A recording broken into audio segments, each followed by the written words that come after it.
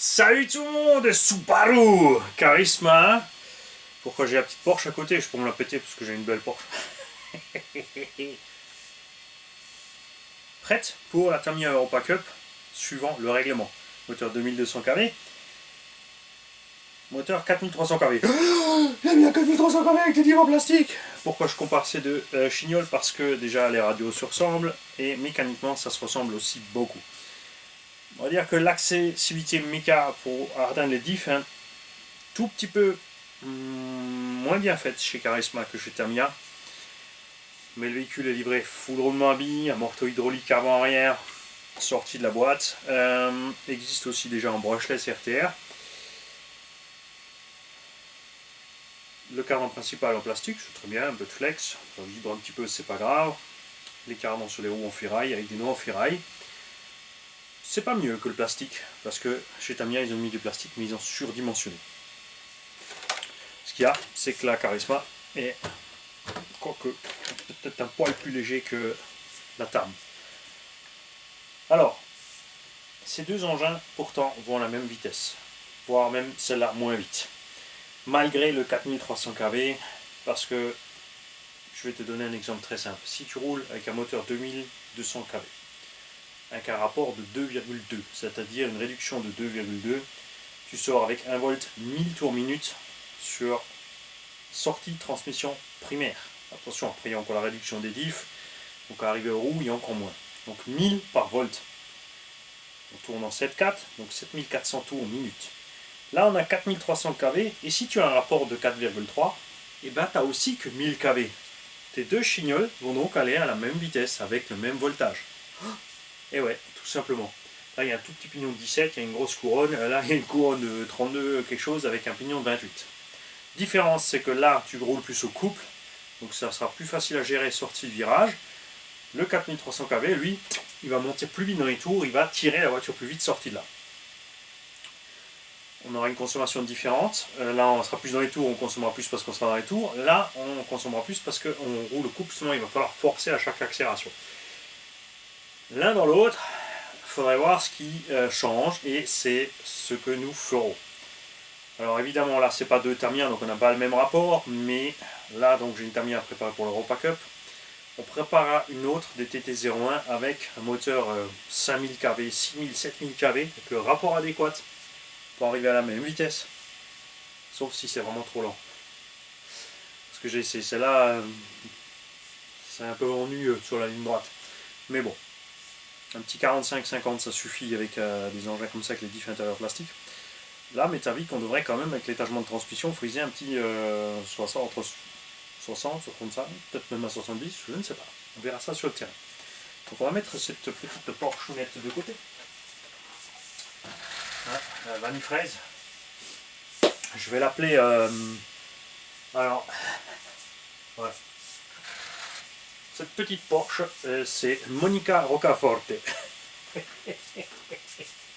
Les anciens sauront de quoi je cause. Alors, la petite Subaru Charisma, le cerveau d'origine, eh ben, il est très bon. Là encore, j'ai bridé la direction, regarde. Il est relativement rapide, ça se passe très bien. Je vais même me remettre un petit peu plus d'ouverture. On a plus de détails que sur les coques Tamiya. Après, les jantes sont peut-être mieux faites chez Tamiya. On va peut-être pas pousser le bouchon non plus. Niveau de la structure, je pense que les Tamiya sont un peu plus solides sur ce qui est triangle, pare-choc avant-arrière. De notre côté, après, c'est des petits engins pistes pour évoluer sur parking. Ils ne sont pas vraiment soumis à de gros chocs ou quoi que ce soit du genre, donc c'est pas un problème. Nous avons donc une 2S à bord et 4300 Kiwi.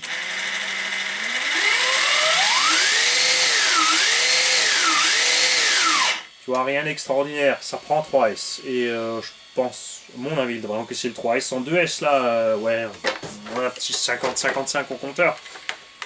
Alors on pourrait peut-être plutôt tricher sur le pignon, parce que niveau pignon, on est sur les réglages, enfin sur le chariot moteur, on est plutôt vers le bas que vers le haut. Le réglage d'entre-dedans aussi, je préfère celui-ci par rapport au Tamiya.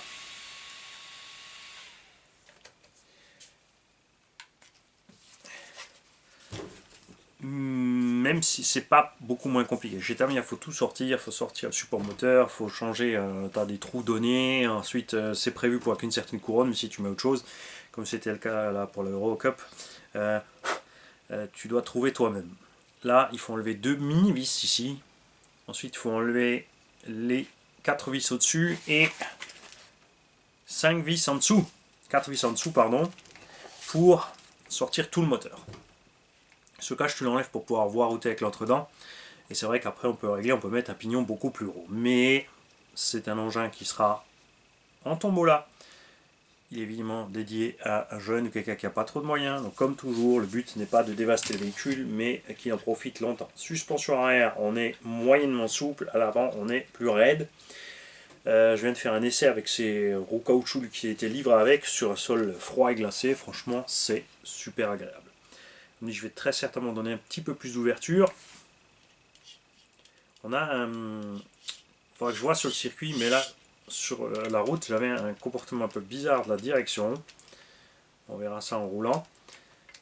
J'ai mis de l'huile épaisse, 1 million devant. Mais on a laissé un petit peu de graisse qui était dedans. Il y avait de la graisse mollicotte. Tout était très bien graissé. La couronne de diff aussi.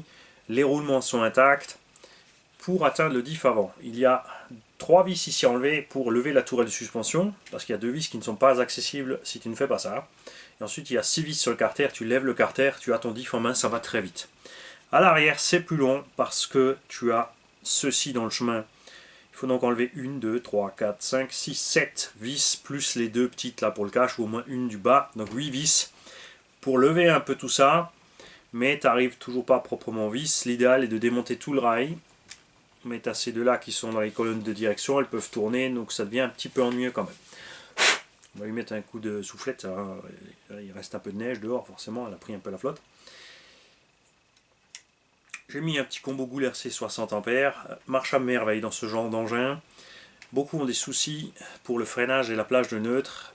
Et enfin justement, et là le truc pour le freinage, marche arrière, tout ça, c'est la plage de neutre. Il faut la petite carte de prog avec, il faut mettre la plage de neutre au maxi.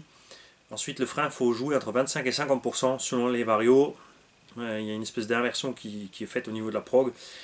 C'est écrit sur la carte, mais c'est pas tout à fait clair non plus. En fait, tu essayes à 50, tu essayes à 25, et tu verras, il y a une zone où ça fonctionne bien, et c'est le cas ici. Donc, on a une bonne axle, on a un bon freinage.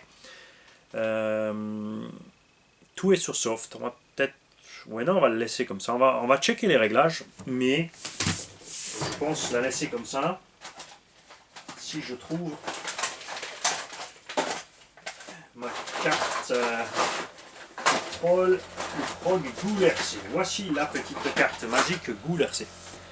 Particularité aussi, ouais, compresseur tourne, j'en ai déjà, de ces petits varios, c'est la coupure qui tu peux pas vraiment monter la coupure, c'est assez étrange, mais faut dire que ça se passe bien. Alors,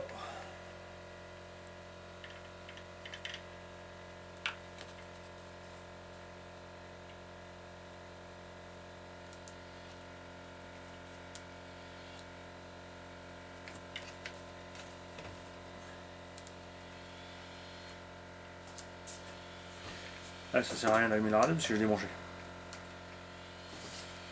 Petite astuce, quand tu as des boutons digital ici, donc des on-off juste à presser, tu dois rester dessus pour pouvoir faire tes réglages.